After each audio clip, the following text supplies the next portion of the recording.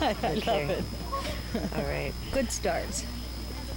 Well, I'm here at the Peace Camp with Estelle, and I met you last summer when I was living here for 6 weeks, and you meant a lot to me, and I'm real glad I got a chance to see you on this trip back. Oh, Claire, I'm so glad you're back. So a little while ago, I went looking for you, and I found this teepee that people said that you lived in.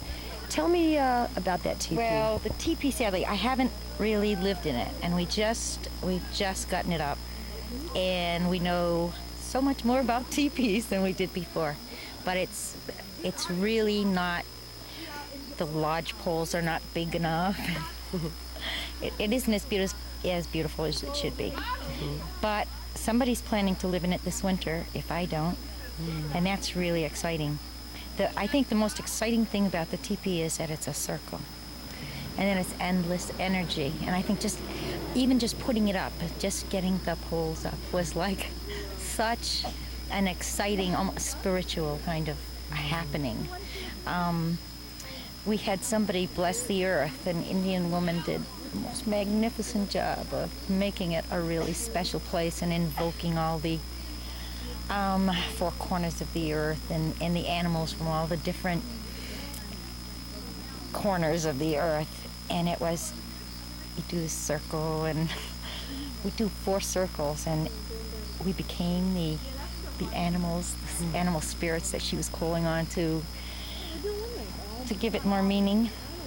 It was really exciting. So the teepee right now is going to be used for some workshops over this weekend, and maybe as things keep happening. But somebody is planning to live in it this winter. Right. I'm sad it's not going to be me. Yeah. Well, I remember the last weekend I was here in '83, it was Labor Day weekend, and I remember talking with you, in fact, right out here by the house, about from living here at the Peace Camp, you had thought a lot about living on the land. And so tell me what happened last winter with you. I had the most wonderful opportunity. A friend offered me 65 acres to live on. So this teepee thing got really set in my head that I had to learn to live that way. I really wanted to learn and maybe recapture some old knowledge, some of the past secrets. I don't know, just getting closer to the land and to nature, becoming more part of the whole, feeling the interconnectedness between all the living things. So somebody offered me the land, and I found the teepee maker, and I went out to the land and I started living on it, cutting down the trees that I needed for the lodge poles and clearing land, and it was wonderful. It was really, really wonderful. The deer came and nibbled at the saplings that I was, cleaning for lodge poles, and the pheasant were sharing land, and they started initially they were real wary and stuff, but after a while it got so that when they came in at dusk, they would fly and brush my face with their wings. It was magnificent. What happened was that last summer there's so much stimulation, you're absorbing so much information, so many feelings. It was like, now you have to go and digest it. I think it's real important to get away, to do a lot of thinking. I think you need to be alone. I think that's one of the things that women have not granted themselves, is the right to privacy, to time alone. It's a really important spiritual growing time, and something that we really all need. I was real lucky because I was able to do it very close to where I was working. So I could live on the land and be, shower out of a can and all those kinds of things, and then run to work and, do and keep myself going financially and have those secure kinds of things like health insurance and enough money to keep the car running so that you can come to the encampment and be regenerated by the women. Unfortunately, the building codes people decided that you cannot live in a teepee. But I have been living in a tent for months. And I ended up staying out there until December. And I did a lot of learning and a lot of creating, finding harmony within myself. And I think that one of the big things about peace work and becoming nonviolent is reaching that stage of patience with yourself, of understanding. There's so little I understand, Claire, you know, it's really, but I felt really good. And I stayed out until wintertime. It was so exciting, you know, to find survival is so easy in some ways. But it also brings then to mind how tenacious a hold we do or don't have on this earth, so that it has made me much stronger as far as knowing I have to do what I'm doing, activating for peace. That's, you know, some of us have to keep working so that we can keep doing it, but that's got to be such an immediate kind of thing, or we may not have a world to enjoy. So,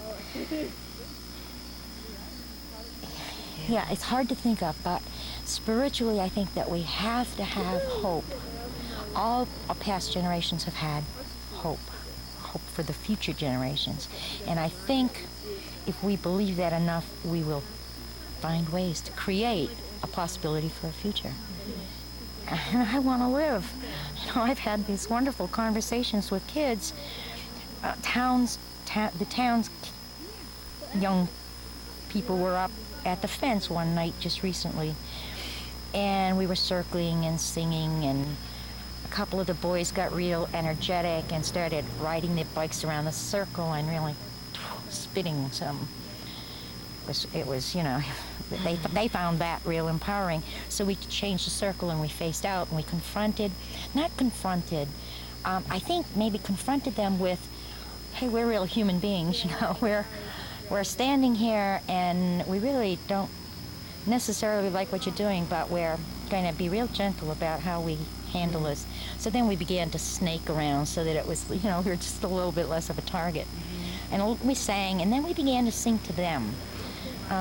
Children come and join our circle forming.